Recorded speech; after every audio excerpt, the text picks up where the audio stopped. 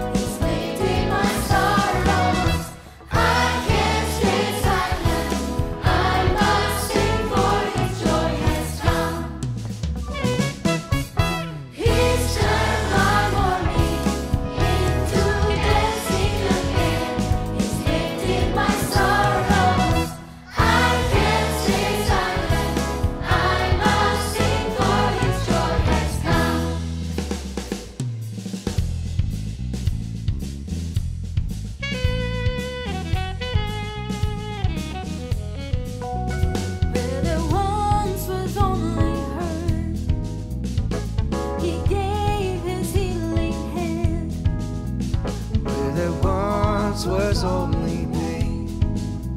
He brought comfort like a friend. I feel the sweetness of His love. You see my darkness. I see the bright and warming sun as He ushers in His joyful gladness. He's turned my morning into dancing again.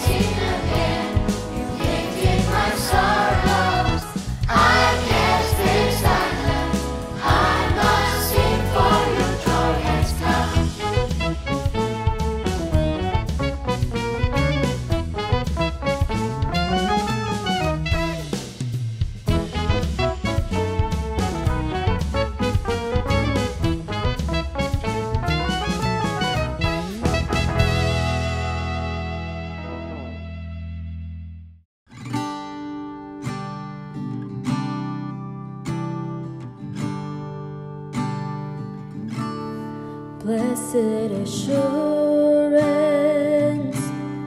Jesus is mine. Oh, what a foretaste of glory divine, heir of salvation, purchase of God, born of His Spirit, washed in His blood.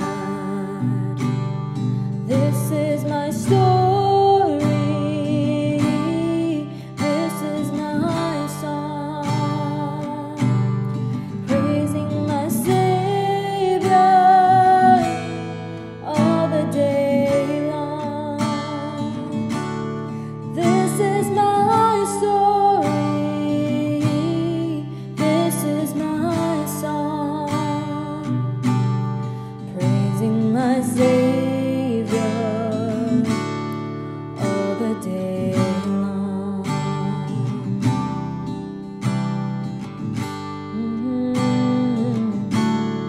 Perfect submission, all is at rest. I and my Savior am happy and blessed, watching and waiting, looking above, filled with His goodness, lost in His love. This is my story, this is my song, praising my Savior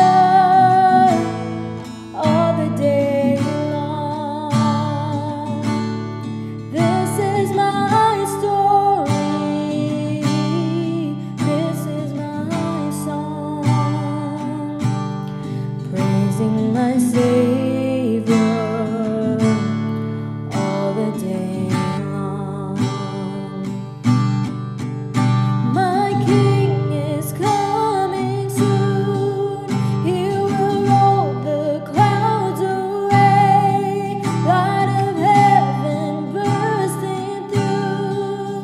Oh, what a glorious day.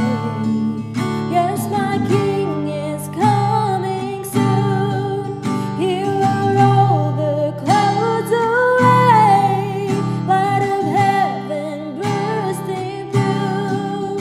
Oh, what a glorious day. This is my story, this is my song, praising my Savior all the day long. This is my story, this is my song, praising my Savior all the day long. This is my story, this is my song, praising my Savior all the day long. This is my story, this is my song, praising my Savior all the day long.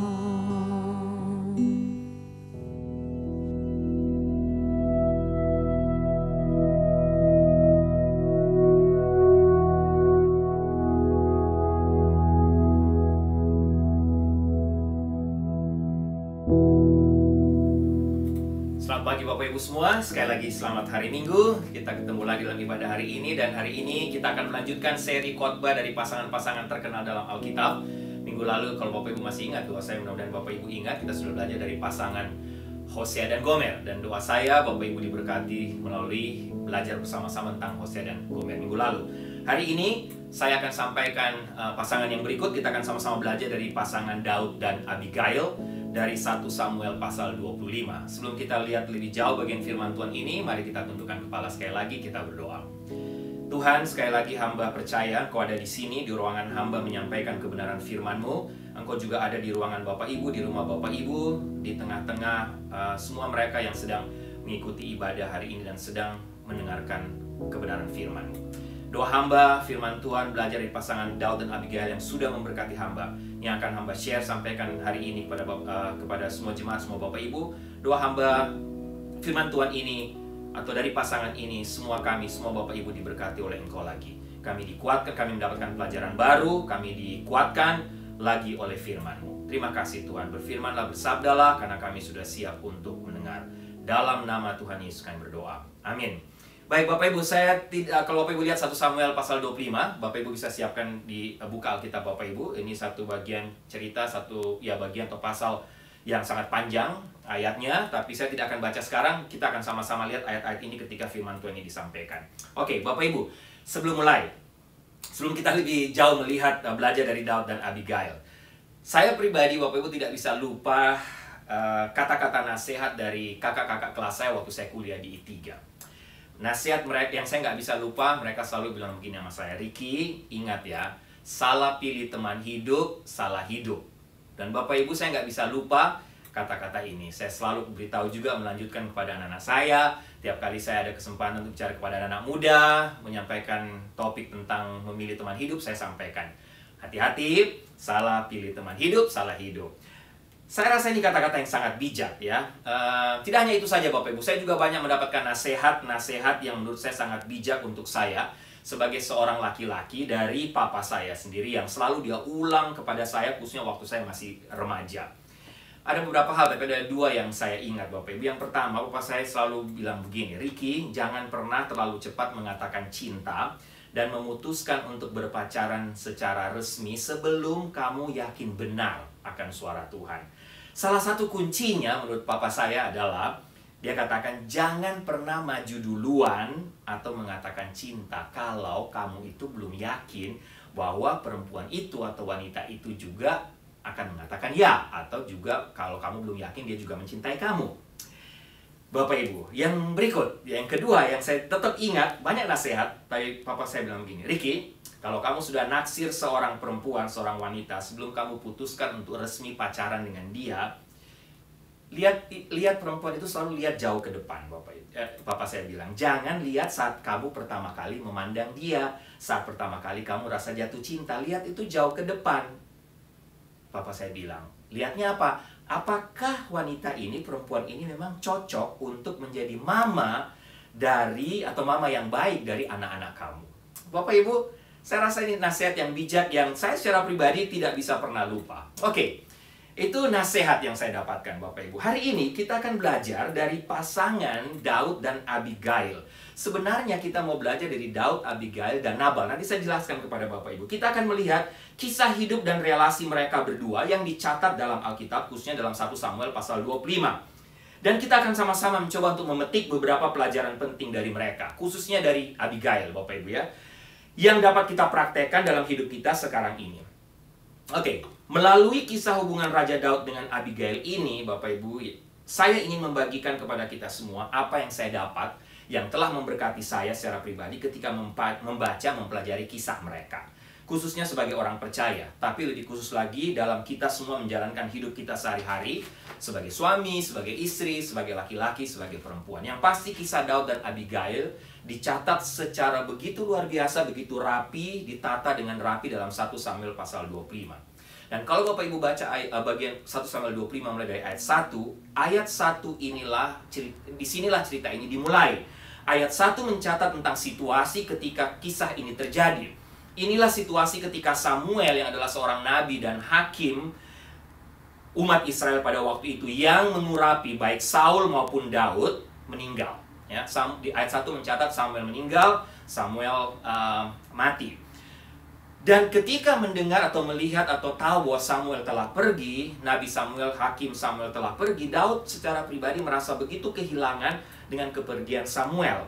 Oleh sebab itu, Alkitab mencatat Daud pergi ke padang gurun untuk bersembunyi. Kenapa dia bersembunyi? Dia mau bersembunyi dari Saul sambil merencanakan langkah-langkah selanjutnya. Kenapa dia bersembunyi dari Saul, Bapak Ibu? Karena waktu itu sebenarnya Daud telah diurapi menjadi raja Israel dan menjadi pewaris tahta dari Saul untuk menggantikan Saul. Karena Tuhan sendiri tidak menyukai atau tidak senang kepada Saul, khususnya dengan spirit ketidaktaatannya.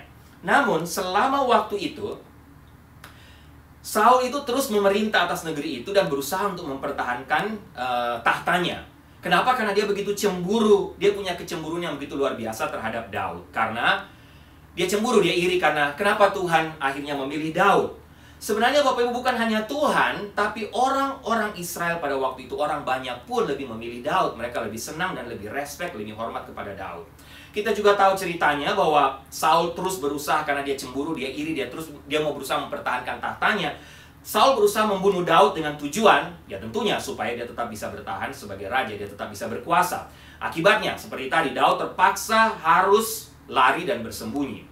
Dia harus tetap dalam persembunyiannya, dalam pelariannya, dan bersyukurnya karena begitu banyak orang yang suka sama Daud, Bapak Ibu, sehingga begitu banyak orang yang suka rela mengikuti Daud, bersembunyi bersama-sama dia. Dia bersembunyi dan dia lari di tempat persembunyian bersama para sukarelawan, orang-orang yang senang sama dia dan begitu setia mengikuti dia. Karena ya mereka juga mengasihi Daud dan mereka juga tidak senang sama Saul. Daud dan anak buahnya bertahan hidup, bersembunyi dari satu tempat ke tempat lain. Daud dan anak buahnya berusaha untuk bertahan hidup di tempat itu, Bapak, di tempat persembunyian. Boleh dikatakan di pedesaan-pedesaan. Caranya bagaimana? Mereka bertahan hidup dengan cara memberikan perlindungan ke desa-desa kecil dari para perampok dan pencuri asing yang memang berkeliaran di mana-mana pada masa itu. Jadi di mana Daud bersembunyi, dia selalu berusaha untuk melindungi desa itu, melindungi kelompok orang di situ.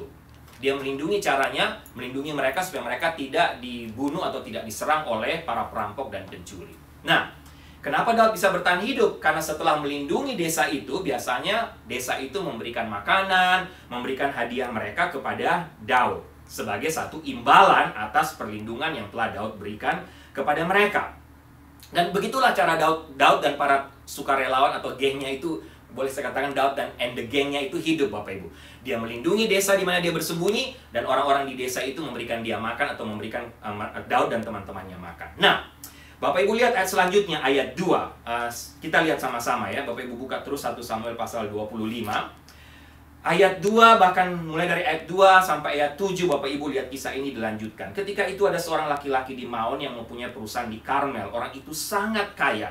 Ia mempunyai 3.000 ekor domba dan 1.000 ekor kambing. Ia ada di Karmel pada pengguntingan bulu domba-dombanya. Kemudian Bapak Ibu lihat ayat 4. Ketika didengar Daud di padang gurun bahwa Nabal sedang menggunting bulu domba-dombanya, maka Daud menyuruh 10 orang, dan kepada orang-orang itu Daud berkata, pergilah ke Karmel dan temuilah Nabal. Tanyakanlah atas namaku dan sampaikanlah salam ini kepadanya. Selamat, selamatlah engkau, selamatlah keluargamu, selamatlah segala yang ada padamu. Baru-baru ini aku mendengar bahwa engkau mengadakan pengguntingan bulu domba. Lihat, adapun gembala-gembalamu yang ada dengan kami tidak kami ganggu, dan tidak ada sesuatu yang hilang daripada mereka selama mereka ada di Karmel. Tanyakanlah kepada orang-orangmu, dan seterusnya, Bapak Ibu. Dalam cerita selanjutnya dikisahkan bahwa Daud mengenal atau berusaha mendekati seorang pengusaha kaya yang bernama Nabal, yang sudah diceritakan tadi, yang sangat kaya. Dia datang kepada Nabal, tujuannya apa, Bapak Ibu? Sama seperti dengan desa-desa lain. Karena Daud dan teman-temannya sudah melindungi Nabal, khususnya melindungi gembala-gembala Nabal yang sedang mengadakan pengguntingan bulu domba, Bapak Ibu, sehingga Daud mengirim 10 orang anak buahnya bertemu dengan Nabal untuk semacam ia mengharapkan mendapat bagiannya setelah melindungi karyawannya atau gembala-gembalanya, Bapak Ibu. Jadi dalam kasus ini sebenarnya tidak ada sebuah pemerasan, tidak ada ancaman dari Daud, sama sekali tidak ada unsur itu. Tidak ada unsur pemerasan atau maksud memeras Nabal dan mengancam Nabal. Kenapa? Karena tadi saya katakan, tanpa perlindungan Daud, mungkin Nabal dan seluruh atau khususnya gembala-gembalanya, bahkan Nabal dan keluarganya, seluruh ternaknya mungkin sudah dihabiskan oleh para perampok dan para pencuri waktu itu. Jadi Daud sebenarnya hanya datang untuk sekedar menuntut apa yang menjadi bagiannya setelah melindungi Nabal dan seluruh asetnya, Bapak Ibu. Tapi perhatikan penghinaan atau tanggapan Nabal terhadap permintaan Daud, yang boleh dikatakan menjadi sebuah penghinaan kepada Daud. Daud. Nabal secara terang-terangan menolak menolong Daud, menolak untuk memberikan apa yang diminta oleh Daud. Ya. Lihat ayat 9 sampai 12. Kita lihat ayat 9 sampai 12 apa yang Nabal katakan. 1 Samuel pasal 25. Sorry Bapak Ibu. 1 Samuel pasal 25, Bapak Ibu tetap buka, lihat selanjutnya ayat 9 sampai 12. Ketika orang-orang Daud sampai ke sana, berkatalah mereka kepada Nabal atas nama Daud, tepat seperti yang dikatakan kepada mereka. Kemudian mereka menanti. Ayat 10. Tetapi Nabal menjawab anak buah Daud itu, katanya, siapakah Daud? Siapakah anak Isai itu? Pada waktu sekarang ini ada banyak hamba-hamba yang lari dari tuannya.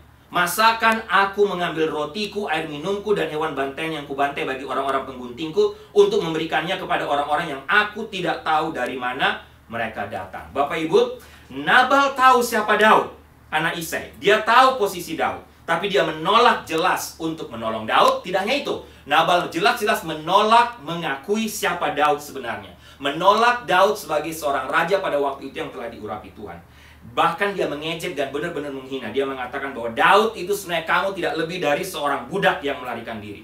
Kamu itu bukan calon raja Israel. Bahkan Nabal jelas-jelas menolak upaya Daud untuk membantu dan menolak memberinya makanan atau menolak untuk memberikan hadiah kepada Daud. Bapak Ibu bisa bayangkan ya. Saya nggak tahu Bapak Ibu pernah punya pengalaman seperti itu atau tidak. Berbuat baik kepada orang. Menolong orang dengan tulus, Bapak Ibu. Memberikan salam seperti Daud. Selamatlah keluargamu. Daud datang dengan kebaikan hati. Tapi bayangkan Bapak Ibu pernah alami Bapak Ibu berbuat baik pada orang dan orang menghina balik Bapak Ibu. Orang berbuat jahat kepada Bapak Ibu. Demikian pula dengan Daud Bapak Ibu. Waktu orang-orang Daud itu kembali, Bapak Ibu bisa lihat ayat 12, ayat 13, memberitahu Daud tentang penghinaan Nabal. Alkitab mencatat, Daud benar-benar marah. Secara manusia Bapak Ibu kita maklumi, Daud benar-benar naik pitam. Bapak Ibu kalau saya baca cerita ini sama dengan kita itu menarik seekor singa yang lagi tidur. Bapak Ibu datang, Bapak Ibu tarik ekornya. Atau Bapak Ibu kira-kira, kalau Bapak Ibu ganggu saya nggak apa-apa lah, ini contoh praktis Bapak Ibu. Bapak Ibu ketemu saya, Bapak Ibu jegal kaki saya jatuh nggak apa-apa. Tapi Bapak Ibu ini kalau Daud itu kira-kira Bapak Ibu sama dengan Bapak Ibu ketemu Mike Tyson, Bapak Ibu jegal kakinya dari belakang Bapak Ibu. Bapak Ibu bisa bayangkan, itu contoh Bapak Ibu. Ini dalam keadaan marah, Daud kemudian segera meminta kepada seluruh sukarelawan, seluruh anak buahnya yang datang. Ayo sekarang ambil senjata kalian. Ambil senjata, kita pergi ke Nabal. Daud segera mengikat pedangnya, mempersiapkan penunggang kuda untuk pergi dan menghancurkan Nabal dan seluruh keluarganya. Oke Bapak Ibu, kita lihat lebih lanjut. Oke, di satu sisi kita bisa mengerti dalam kasus seperti ini ada alasan bagi Daud untuk marah. Oke? Dan Alkitab juga mencatat, nanti Bapak Ibu lihat ayat selanjutnya, siapa itu Nabal, ya. Nabal jelas adalah Alkitab catat seorang yang bodoh, yang tidak berpikiran panjang sesuai dengan namanya. Oke, Daud marah, satu sisi kita mengerti. Tetapi pertanyaannya adalah, apakah ini merupakan tindakan yang dapat dibenarkan karena kemarahan terhadap Nabal? Kemudian akhirnya Daud memutuskan untuk membunuh Nabal. Tidak hanya Nabal, tapi membunuh semua orang di rumah Nabal, semua keluarganya, bahkan semua karyawannya. Oke, Nabal memang bodoh, tapi menjadi bodoh mungkin bukanlah sebuah pelanggaran berat. Atau kalau orang bodoh, kita nggak bisa mengatakan orang bodoh dan katakan dia berdosa. Tapi membunuh, apalagi membunuh sekian banyak orang. Nah, dalam melakukan hal ini Bapak Ibu, tindakan usaha Daud dalam membantu dan melindungi Nabal tadinya, dan mengharapkan imbalan yang tadinya saya katakan tanpa unsur pemerasan, tanpa ada ancaman, sekarang berubah 180 derajat, benar-benar menjadi pemerasan dan tindakan kekerasan. Ancaman dan tindakan kekerasan. Dengan kata lain, seolah-olah sekarang setelah mendengar penghinaan Nabal, tanggapan Nabal, respon Nabal terhadap maksud baik Daud, Daud bilang, oke, jika kamu atau kalau kamu tidak bayar saya, sekarang waktunya saya datang, saya akan membunuh kamu. Bapak Ibu bisa lihat ayat 14-22. Nah, itu Nabal Bapak Ibu. Sekarang mari kita alihkan perhatian kita sebentar di ayat 3, kemudian nanti kita lanjut dalam ayat 14. Kita mau melihat sebentar kepada istri Nabal yang bernama Abigail yang dicatat oleh Alkitab. Mari sama-sama kita lihat Bapak Ibu ayat 3. Ya, saya mau Bapak Ibu kita lihat kembali kepada ayat 3, 1 Samuel pasal 25. Nama orang itu Nabal dan nama istrinya Abigail. Ya, Alkitab katakan, perempuan itu bijak dan cantik. Tetapi laki-laki itu, Nabal maksudnya, kasar dan jahat kelakuannya. Ia seorang keturunan Kaleb. Lihat ayat 14.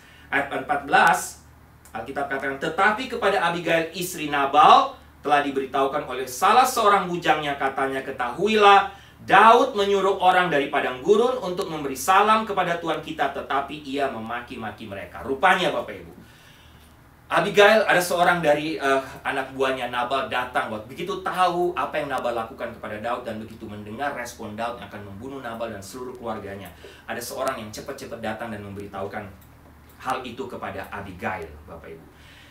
Abigail ketika mendengar semua peristiwa ini, ketika dia ketahui apa yang telah dilakukan suaminya terhadap Daud, diceritakan bahwa Abigail segera merencanakan atau memutuskan untuk pergi menemui Daud. Sorry Bapak Ibu. Abigail segera memulai atau memikirkan upaya untuk menyelamatkan Nabal, menyelamatkan rumah tangganya dan dirinya sendiri. Dia merencanakan bagaimana caranya supaya dia bisa bertemu dengan Daud dan melakukan apa saja yang dia bisa lakukan. Kenapa? Abigail tahu benar siapa suaminya, yang bodoh itu. Tapi dia juga tahu siapa Daud. Abigail mengenal betul siapa sosok Daud pada waktu itu. Sebenarnya permintaan Daud, seperti disampaikan tadi, sesuatu yang benar, boleh dikatakan semuanya dengan maksud baik. Tapi respon Nabal lah yang menurut saya berbahaya, respon Nabal yang tidak benar. Benar-benar sangat kasar dan menunjukkan bahwa dia tidak tahu berterima kasih. Orang ini benar-benar bodoh, sesuai namanya. Benar-benar tidak tahu berterima kasih. Jadi Abigail segera mengambil langkah, Bapak Ibu. Apa yang Abigail lakukan? Dia mengambil makanan dalam jumlah besar, yang seharusnya dilakukan oleh Nabal, dan itulah yang diharapkan oleh Daud. Dan bersiap untuk pergi menemui Daud, untuk apa? Memohon maaf, dan juga memohon perlindungan. Dan Bapak Ibu lihat, waktu itu apa yang ada dalam pikiran Daud dalam ayat 21 dan ayat 22. Bapak Ibu bisa baca sekali lagi. Dalam kondisi waktu itu, Daud benar-benar marah, Bapak Ibu. Tidak ada lagi seperti yang bisa menghalangi usaha Daud untuk membunuh Nabal. Tapi Bapak Ibu, ketika Abigail, ceritanya Bapak Ibu, saya mau Bapak Ibu perhatikan. Ketika bertemu Daud, Abigail, apa yang Abigail lakukan? Abigail menyembah Daud. Dia bersujud di kakinya dengan penuh hormat. Yang sebenarnya rasa hormat ini hanya bisa diperuntukkan kepada seorang raja. Memang Daud raja pada waktu itu.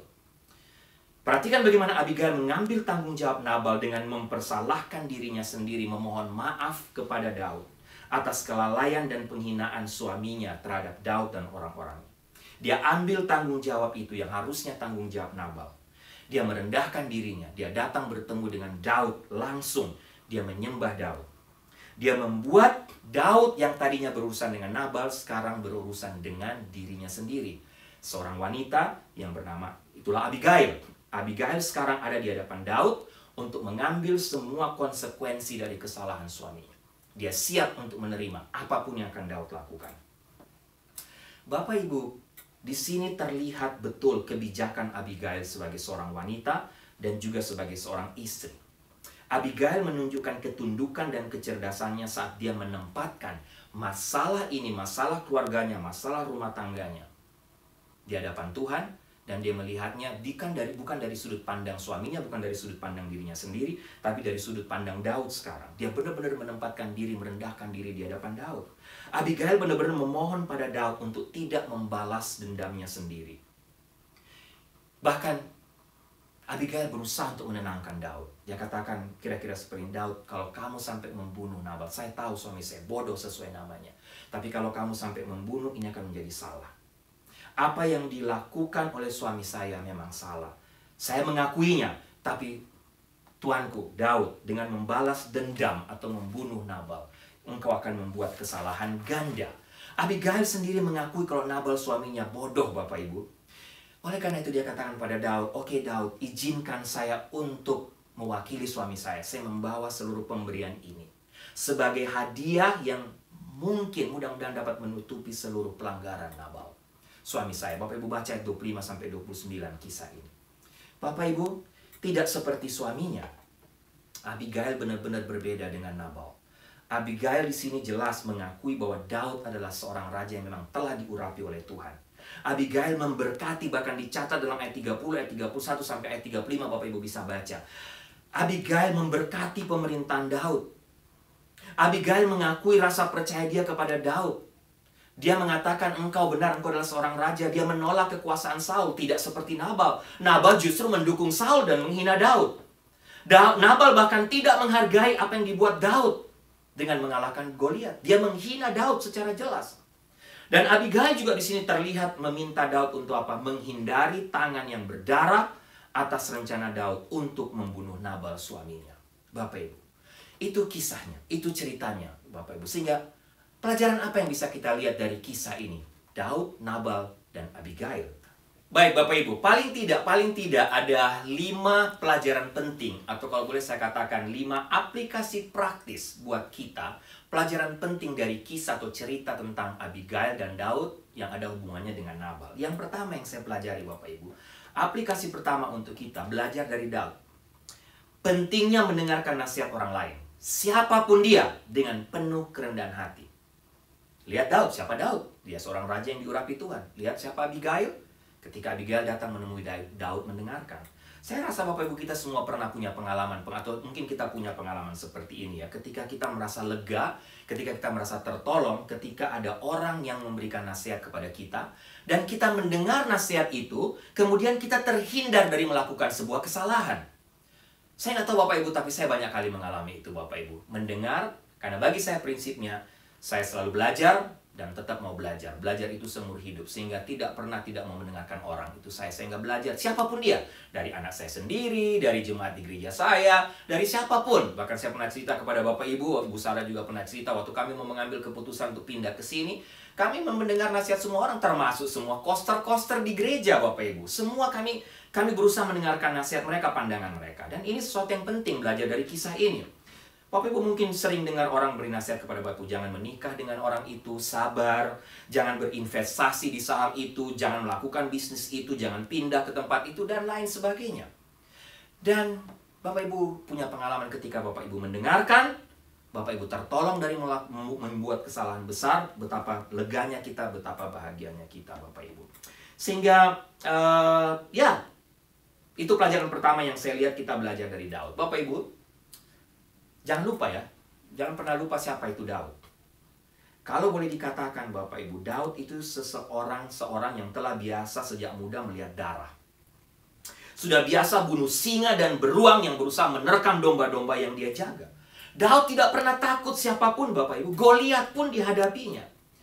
Jadi ketika Daud bermaksud berbuat baik kepada Nabal dan mendapatkan respon yang sebaliknya dengan penghinaan Bapak Ibu, ini big deal buat Daud.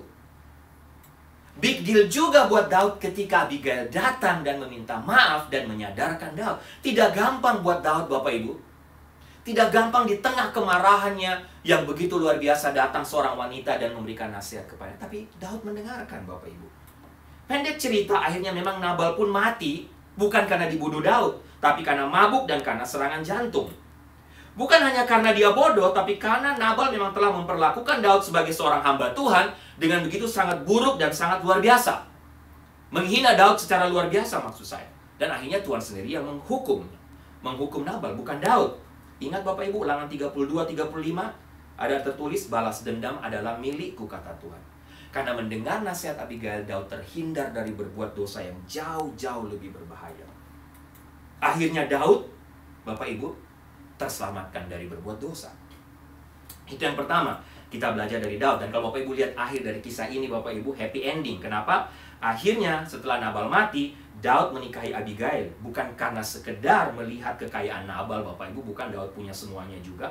Bukan juga hanya karena melihat kecantikan Abigail secara fisik, tapi memang dia melihat benar-benar hikmat atau kecantikan yang ada di dalam diri Abigail. Bukan hanya ada yang di luar Bapak Ibu. Happy ending cerita ini. Karena apa? Karena Abigail bijak dan Daud juga mendengarkan nasihat Abigail. Yang pertama, penting mendengar nasihat orang lain. Yang kedua Bapak Ibu, aplikasi praktis yang kedua Bapak Ibu yang saya lihat masih kita belajar dari Daud adalah jangan membalas.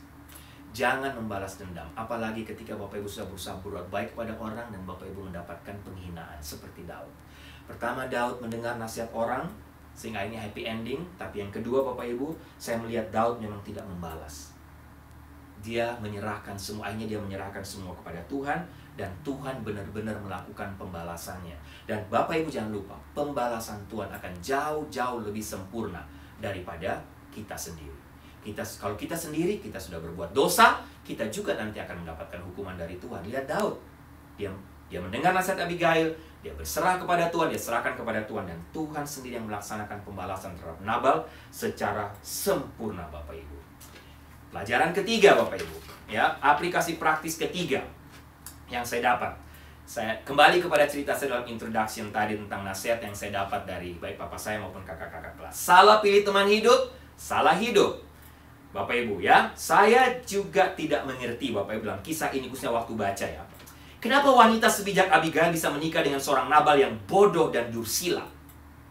Saya juga nggak mengerti. Ini pandangan saya sendiri, Bapak Ibu. Jangan-jangan Abigail memang dalam hal ini tidak mendengar nasihat orang-orang di sekitarnya.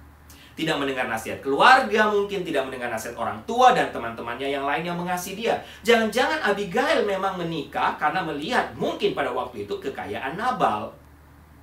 Tapi Bapak Ibu, paling tidak, saya memang nggak mengerti ya. Saya bilang tadi, kenapa kok bisa Abigail begitu bijak bisa menikah dengan Nabal. Tapi paling tidak, Bapak Ibu, Tuhan memakai Abigail dalam kisah ini untuk menyelamatkan Daud. Dan mungkin memang Daud adalah suami yang sebenarnya Tuhan siapkan untuk Abigail. Tapi menurut saya, salah satu mengapa Tuhan izinkan kisah ini terjadi, lepas dari kesalahan dan mungkin kebodohan Abigail juga dalam memilih Nabal menjadi suaminya. Kenapa? Karena memang Tuhan ingin memakai kesalahan besar Abigail ribuan tahun yang lalu untuk menjadi pelajaran berharga untuk kita pada masa kini. Paling tidak untuk mereka-mereka yang sedang menggumuli pasangan hidup, untuk anak-anak kita, anak-anak remaja sekarang. Pasangan-pasangan tidak anak remaja saja, tapi pasangan-pasangan yang mungkin sedang menggumuli untuk mencari pasangan hidup. Jangan lupa, belajar dari kisah Abigail dan Daud dan Nabal. Salah pilih teman hidup, salah hidup. Oke, Bapak Ibu, kita lihat pelajaran atau aplikasi praktis keempat. Belajar dari kualitas Abigail, Bapak Ibu. Kualitas Abigail. Dan bagi saya ini aplikasi praktis untuk kaum wanita dan para ibu, para istri. Mari sama-sama, ibu-ibu, para wanita, anak-anak remaja wanita, belajar dari Abigail, belajar dari kualitas hidupnya. Dalam perjanjian lama, Bapak Ibu, Abigail benar-benar dikenal sebagai seorang wanita yang sangat bijak dan sangat luar biasa wisdomnya. Kisah ini adalah kisah yang luar biasa dalam segala aspek, tapi secara khusus kita ingin melihat karakter wanita ini, yang saleh ini, yang bijak ini, Abigail. Ketika kita melihat Abigail dalam cerita ini, kita melihat beberapa karakteristik yang cukup menarik pada seorang wanita yang saya akan sampaikan secara cepat kepada Bapak Ibu. Kiranya ini menjadi pegangan pelajaran buat ibu-ibu juga atau para wanita ya. Ini yang saya lihat, Bapak Ibu. Kualitas Abigail. Kita belajar di kualitas Abigail. Abigail seorang pembuat keputusan yang cepat tapi juga tepat. Yang kedua, Abigail juga seorang wanita pemberani. Dia tidak tahu apa yang akan terjadi, tapi dia tetap jalankan, dia bertemu dengan Daud. Ini menunjukkan keberaniannya. Ketiga, Abigail juga seorang wanita yang bijak, sudah pasti. Dia bersikap jujur, tidak ada manipulasi di sini, tapi karena kebijakannya benar-benar dia datang kepada Daud dengan tujuan apa? Yang rendah hati, tujuan untuk minta maaf. Yang berikut, Abigail juga seorang wanita yang menurut saya itu seorang wanita perempuan yang diplomatis. Bapak Ibu lihat pendekatannya kepada Daud begitu luar biasa dan berhasil. Abigail juga seorang wanita yang menurut saya punya hati yang tulus dan murni. Abigail tidak bergantung pada daya tarik atau kecantikannya untuk memenangkan hati Daud, tidak sama sekali. Tapi dia datang dengan segala ketulusan hati. Yang berikut Bapak bisa lihat, Bapak bisa catat, wanita ini atau Abigail juga punya wawasan yang luas. Ya, dia berpikir jauh ke depan, punya wawasan yang sangat luas, tidak sempit. Karena punya wawasan yang luas, dia terbuka, dia datang kepada Daud. Dia juga jujur. Abigail juga seorang wanita yang jujur. Dia jujur dengan Daud, tapi dia jujur dengan suaminya juga. Bapak Ibu bisa baca kisahnya. Dia mengakui kesalahan suaminya, dia melakukan apa yang menjadi tanggung jawab suaminya kepada Daud, tapi dia juga mengatakan yang sebenarnya kepada suaminya. Dia jujur. Yang berikut, udah pasti, bijak, jujur, tulus, murni, Bapak Ibu. Tapi dia juga seorang wanita yang rendah hati, sudah pasti. Dari kisah ini kita jelas melihat Abigail seorang wanita yang rendah hati. Ibu-ibu, belajar dari Abigail. Sikapnya dipenuhi dengan kelembutan dan ketundukan dengan kedua pria itu, baik Daud maupun Nabal suaminya. Ya. Yang berikut, dia juga seorang wanita yang sabar. Bayangkan dia menikah dengan seorang pria laki-laki yang jahat dan bodoh. Dia tidak punya anak. Dia bisa saja menangis, dia bisa pergi, dia bisa saja bersekongkol untuk mungkin membunuhnya. Mungkin dia bilang ini kesempatan, dasar suaminya bodoh, kalau enggak lebih baik saya bunuh aja dia. Saya sudah begitu menderita selama hidup dengan dia, Bapak Ibu. Tapi Abigail tidak melakukan itu. Bisa saja dia tinggalkan Nabal, karena dia ternyata sadar bahwa dia menikah dengan laki-laki yang salah. Tapi lihat kesabarannya. Sampai akhirnya dia melihat sendiri Tuhan mengubah hidupnya, dan Tuhan mempertemukan dia dengan Daud yang saya cerita tadi, Bapak Ibu. Dan yang terakhir, belajar dari kualitas Abigail, dia seorang wanita yang sangat-sangat rohani. Bapak Ibu bisa lihat seruan dia kepada Daud benar-benar didasarkan dari apa yang tertulis dalam Alkitab. Abigail seorang wanita yang tahu Taurat, tahu firman Allah, dan dengan kata bahasa sekarang punya kedekatan yang begitu luar biasa dengan Tuhan. Kalau dia tidak seorang wanita dengan kualitas rohani yang tinggi, yang luar biasa, tidak mungkin dia bisa melakukan semua hal yang saya sebutkan sebelumnya, Bapak Ibu. Luar biasa. Catatan penting dalam hal ini untuk kita, saya ingin kita menyimpan di dalam hati kita bahwa ingat, kecantikan Abigail bukan merupakan salah satu kualitas dalam pengamatan saya ketika belajar kisah ini. Begitu banyak wanita sekarang memfokuskan diri mereka kepada kecantikan fisik. Tapi Abigail tidak. Abigail memfokuskan dirinya kepada kecantikan karakternya. Kecantikan dari dalam, bukan dari luar, Bapak Ibu. Ini catatan penting. Dan yang terakhir, Bapak Ibu, aplikasi terakhir yang kelima buat kita dari kisah ini. Saya mau menyampaikan menutupnya dengan beberapa pelajaran berharga tentang kehidupan. Ada beberapa pelajaran penting yang bisa kita petik dari kisah ini secara general, secara keseluruhan. Bukan hanya pelajaran untuk wanita, tapi saya rasa ini pelajaran untuk semua orang. Yang pertama, dari kisah ini, ingat, Tuhan dapat memakai kita semua. Tidak peduli dengan siapapun kita menikah, atau apapun pergumulan dan apapun kelemahan-kelemahan keluarga kita, kelemahan suami, kelemahan istri, anak-anak, kelemahan keluarga kita secara menyeluruh. Lihat Abigail. Abigail memiliki pernikahan yang tidak bahagia. Tapi tujuannya bukanlah bagaimana memiliki pernikahan yang baik, atau bagaimana saya lari atau keluar dari pernikahan ini. Ingat khotbah saya minggu lalu dengan Hosea dan Gomer? Poin penting di sini melalui kisah ini adalah bagaimana saya dan keluarga saya dapat melayani Tuhan melalui pernikahan ini. Bukan bagaimana menjadi keluarga yang baik dan dilihat orang baik dari luar, Bapak Ibu. Bukan itu. Poinnya adalah jangan lihat kepada kelemahan, atau jangan mengharapkan orang melihat kita menjadi keluarga yang baik. Fokusnya adalah bagaimana saya di tengah kelemahan keluarga rumah tangga saya bisa menjadi keluarga yang tetap melayani Tuhan. Banyak orang hanya memikirkan masalah dalam pernikahan mereka dan bagaimana mereka memecahkan masalah. Mereka bertemu dengan konselor mereka untuk belajar bagaimana caranya untuk mengubah pasangan saya. Bagaimana caranya supaya saya bisa keluar dari pernikahan saya, untuk apalagi konselor-konselor sekarang, tanpa saya merasa bersalah. Bahkan ada yang pergi ke konselor bagaimana saya bisa memulai satu pernikahan yang baru, bagaimana saya menemukan pasangan yang baru.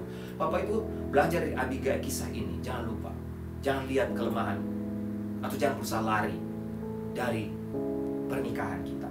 Tapi mari kita fokus kepada bagaimana supaya Tuhan bisa memakai keluarga kita melalui pernikahan kita menjadi keluarga yang melayani Tuhan. Belajarlah dari Abigail, Bapak Ibu. Yang kedua, pelajaran tentang kehidupan untuk kita semua. Wanita, atau boleh saya katakan secara keseluruhan, anak Tuhan dapat berfungsi dalam situasi apapun.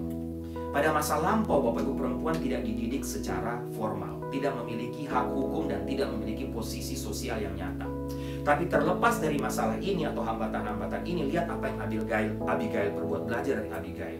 Pengabdiannya kepada Tuhan, pengetahuan Abigail akan firman Tuhan, memungkinkan Abigail untuk menghadapi masalah yang rumit dalam rumah tangganya, dalam keluarganya. Dan doa saya ini menjadi inspirasi bagi generasi sekarang, bagi generasi berikutnya. Pria mana yang tidak ingin memiliki istri seperti Abigail di masa sekarang, Bapak Ibu? Perusahaan mana yang tidak ingin mempekerjakan seseorang seperti Abigail di masa sekarang? Keluarga mana yang tidak akan mendapat manfaat atau berkat dari ibu dengan kualitas seperti Abigail? Jadi Bapak Ibu, jangan lupa, wanita atau anak Tuhan dapat berfungsi dalam situasi apapun. Kuncinya, kedekatan dengan Tuhan, pengabdian kepada Tuhan, ketakutan akan Tuhan, dan juga pengetahuan akan firman-Nya. Masyarakat modern menempatkan ibu rumah tangga dan wanita yang takut Tuhan sebagai sesuatu yang mungkin dikesampingkan, tanpa dampak, tanpa pengaruh. Tapi dunia ini lupakan, yang dunia ini lupakan adalah seorang anak Tuhan, seorang wanita Tuhan memiliki Roh Kudus yang dapat memimpin hidupnya dan akan membuat dia menjadi wanita bijak. Dan pelajaran terakhir Bapak Ibu dari kisah ini, kecantikan Abigail itu bonus. Kalau boleh untuk seorang laki-laki, kegantengan kita itu bonus. Secara umum jangan lupa, kekayaan secara materi itu bonus. Ya, Abigail cantik, tapi bukan ini yang menyelamatkan dia pada hari itu, Bapak Ibu. Bukan itu yang membuat Daud terkesan. Ini bukanlah alasan mengapa kisah ini ada dalam Alkitab. Kita selalu pertama kali terkesan dengan kecantikan, dengan kegantengan, six pack dan lain sebagainya, kekayaan, mansion dan lain sebagainya. Kita dengan begitu mudah terfokus kepada hal-hal materi, hal-hal yang kelihatan, Bapak Ibu. Apa yang nampak dari luar. Tapi jangan lupa dalam jangka panjang kita akan menemukan bahwa apa yang nampak dari luar tidak menghasilkan apa-apa, tidak akan sungguh menghasilkan apa-apa. Yang akan menolong kita menjadi wanita atau menjadi anak-anak Tuhan yang bijak adalah hikmat dari Tuhan. Kalau cantik, kalau ganteng, kalau kaya, itu bonus, Bapak Ibu. Dan sekali lagi, itulah yang membuat akhirnya Abigail menyelamatkan keluarganya, jiwanya, integritas Raja Israel, Daud khususnya, di masa-masa ke depan. Karena apa? Karena dia bijak, dia berwawasan luas, dia rendah hati dan lain sebagainya. Bukan karena dia cantik. Baik, Bapak Ibu, saya mau tutup khotbah saya dengan ini. Saya selalu secara pribadi terkesima dengan pernikahan, dengan sosok pribadi, tapi juga dengan pernikahan Nick Fujicic ya, dan istrinya yang bernama Kanai Miyahara, seorang Jepang. Oke, Bapak Ibu, Bapak bisa lihat di gambar. Siapa itu Nick? Saya nggak tahu cerita panjang. Bapak Ibu sudah tahu Nick. Lihat tampak luarnya. Saya yakin waktu melihat keterbatasan fisiknya, salah satu pertanyaan Nick waktu dia tahu bahwa dia akan tidak punya tangan, tidak punya kaki, dia lumpuh. Bapak Ibu, dia cacat. Siapa yang mau menikah dengan saya? Mungkin itu pikiran Nick.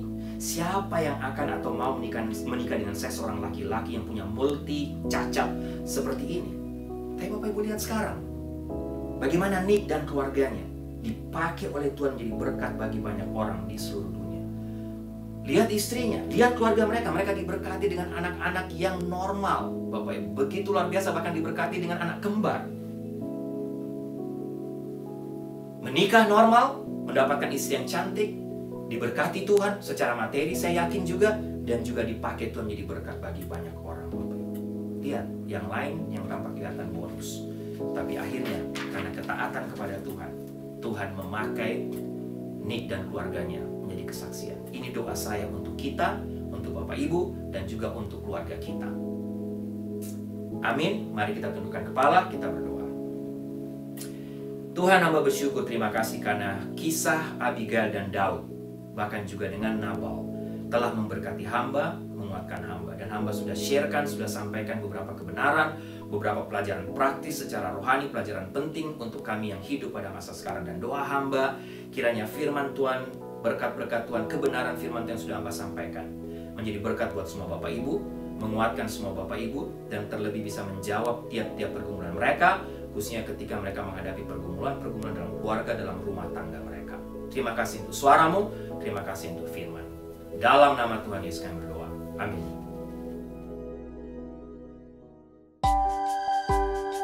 Baik Bapak Ibu, doa saya kita semua diberkati oleh seluruh rangkaian ibadah hari ini secara khusus melalui kebenaran firman Tuhan yang saya sampaikan tadi dari pasangan Daud dan Abigail.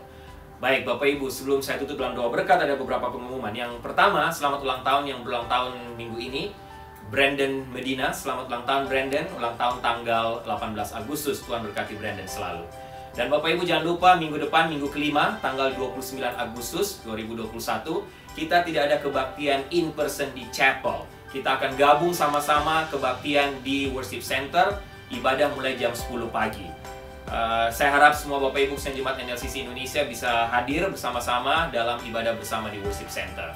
Bapak Ibu yang mau nonton online, kita tetap ada ibadah online seperti biasa. Baik jemaat yang kekasih, tundukkanlah kepalamu, arahkanlah hatimu kepada Tuhan, dan terimalah berkat Tuhan.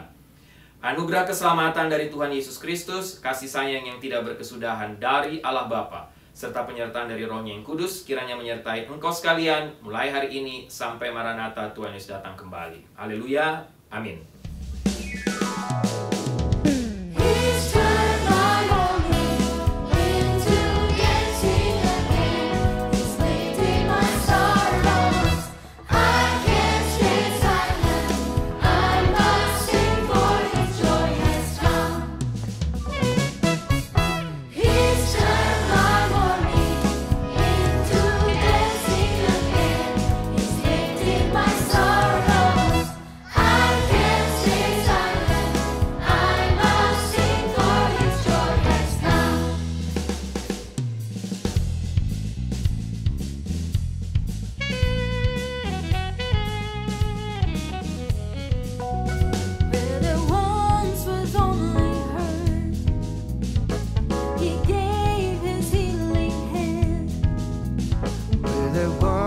was old